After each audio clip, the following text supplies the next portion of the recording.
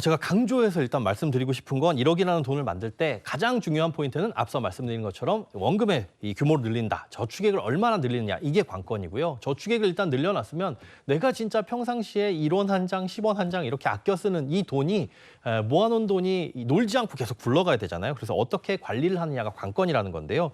그래서 일단 여러분들이 쓰시는 통장을 한번 점검을 해보셨으면 좋겠습니다. 기본적으로 가입하시면 좋은 금융상품들이 있는데요.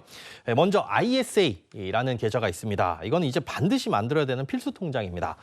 지난 2월 말 기준 보니까 ISA 가입자가 전국에 600만 명을 넘어섰고요. 가입 금액은 36조 원을 넘어섰다고 하는데 이게 많은 금액 같지만 저는 개인적으로 좀 의아한 게 아니 이걸 왜 아직도 안 만들고 계시지? 라는 생각이 들거든요. 이 ISA 통장은 3년 이상을 유지하게 되면 여기서 발생하는 이자에 대해서는 일정 부분 비과세 혜택을 주고 또 분리과세 혜택도 줍니다. 쉽게 얘기해서 세금 혜택도 주는데 이것보다 더 좋은 혜택이 뭐냐? 이 통장을 깨기 전까지 이 통장 계좌 안에서 발생하는 이자와 배당 소득에 대해서는 전혀 세금이 없다는 거예요. 이제 과세 이연의 효과거든요. 이 효과로 인해서 복리 효과를 낼 수 있다. 이게 가장 큰 장점이고 또 이 ISA 계좌는 매년 한도가 2천만 원씩 부여가 되는데 올해 넣지 않으면 그 넣지 않은 한도가 다음 연도로 2월이 됩니다. 그러니까 올해 2천을 안 넣었다, 내년에 4천, 그 다음엔 6천 이런 식으로 최대 1억 원까지 납입할 수 있으니까 미리 만들어서 일단 갖고 계시는 게 중요합니다. 네. ISA 통장이 있어요? 없어요. 하나도 없어. 당장 만들어야 되겠는데? 없어요. 네. 만들어야겠어요. 자, 이거 말고 또 만들어두면 좋은 통장이 뭐가 있어요? 네, 이제 파킹 통장이랑 CMA도 만들어두면 좋은 통장인데요. 둘 다 이제 하루만 맡겨놔도 이자가 붙는 좋은 통장입니다.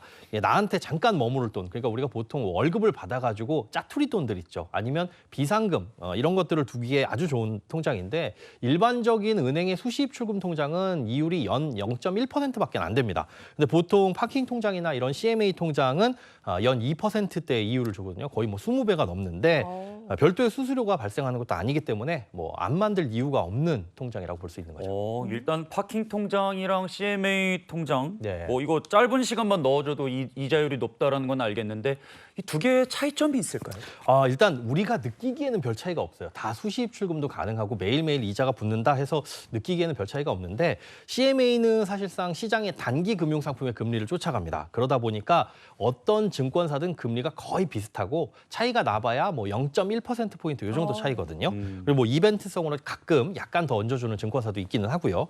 반면에 파킹 통장은 이제 은행에서 만들어주는 통장인데 필요에 따라 은행별로 금리를 결정을 합니다. 그러니까 은행들이 우리 고객 좀 신규 고객을 모집해야 되겠다. 그럼 이벤트성으로 높은 금리를 줘가지고 고객을 쫙 끌어모으는 거죠. 그래서 어느 정도 달성했다 그러면 쥐도 모르게 이제 살짝 내립니다.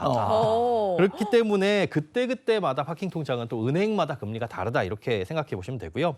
한마디로 이제 은행의 파킹 통장은 상황에 따라서 금리가 달라지고 뭐 CMA 통장 같은 경우에는 시중 금리에 영향을 받는다 이렇게 이해를 하시면 될 것 같습니다. 네, 저는 그럼 벌써 두 개를 만들어야 돼요. ISA 만들고 CMA를 만들어야 되는데 그럼 궁금한 게 있어요. 보통 몇 개의 통장을 가지고 네. 좀 굴린다고 해야 될까요? 내 월급을 굴리는 게 가장 좋을까요? 일단 돈을 관리하는 데 있어서 최소한 3개에서 4개 정도의 통장은 만들어 놓고 관리를 하셔야 되는데요. 이 통장 쪼개기라고 하죠. 이것만 하더라도 월급을 효율적으로 관리하고 새는 돈을 막을 수가 있습니다.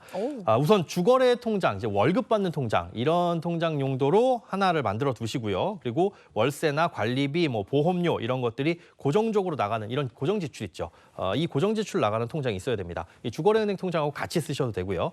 또 하나 있어야 될 게 외식비나 뭐 용돈, 쇼핑 같은 변동 지출은 우리가 좀 평상시에 잘 절제를 해서 써야 되거든요. 이 변동 지출에 대한 통장이 하나 있으면 좋은데 이런 돈은 우리가 절제해서 또 많이 쓰면 안 되니까 아예 적은 돈을 넣어놓고 처음부터 돈을 넣어놓고 이 안에서만 써야지 이렇게 통제를 하시는 게 좋습니다.